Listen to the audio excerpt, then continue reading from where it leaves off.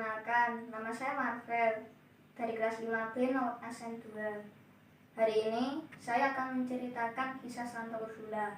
Berikut kisahnya. Di wilayah Britania ada seorang raja yang saleh dan baik hati, bernama Notus atau Maurus. Ia memerintah rakyatnya dengan penuh kebaikan. Pasangan suami istri ini punya satu kepedihan. Mereka sudah lama menikah tetapi belum punya anak. Mereka sering berdoa kepada Allah, mohon dikaruniai seorang anak. Bila permohonan mereka dikabulkan, maka anak ini akan dididik sebaik mungkin untuk hidup dalam kasih Allah. Allah berkenan mengabulkan doa yang saleh ini. Maka lahirlah putri yang cantik dan cerdas yang diberi nama Ursula.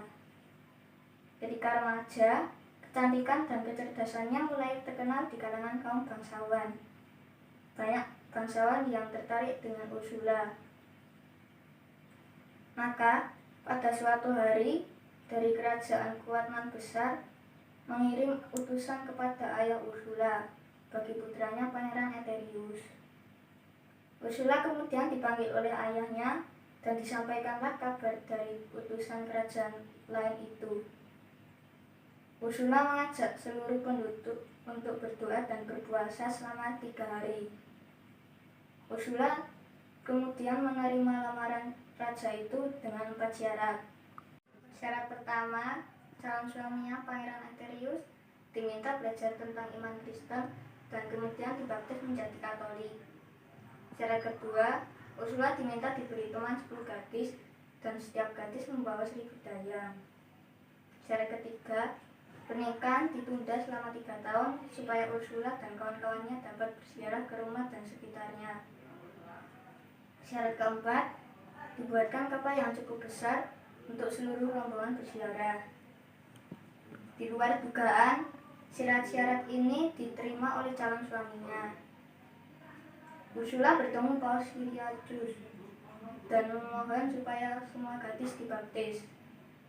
Ursula dan kawan-kawannya kembali ke Koln, namun bangsa Hun tengah menguasai kota dan rakyat menderita.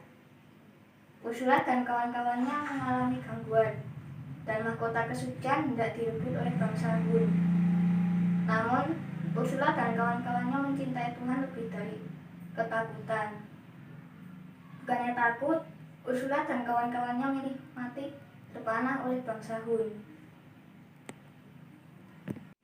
Kemudian, sikap Santa Ursula yang bisa kita teladani adalah 1. Doa dan puasa mendapat tempat utama dalam hidup manusia. 2. Kasih kepada Allah ada di atas segalanya lebih kuat dari ketakutan akan kematian. Kita diajak siap jadi martir. 3. Perempuan bisa menjadi pemimpin dan pengantar orang lain kepada Tuhan. Selanjutnya, kegiatan ekonomi yang terdapat pada kisah Santa Ursula adalah guru.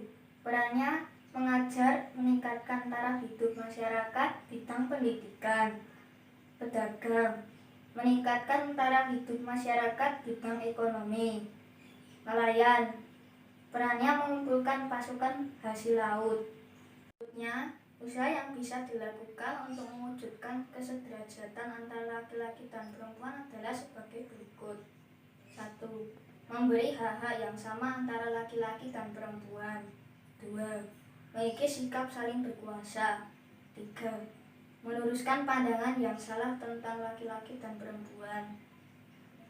Itulah kisah singkat Santa Ursula. Menarik bukan? Mari bersama-sama kita meneladani sikap-sikapnya yang tentunya cinta akan Tuhan. Terima kasih, sampai jumpa.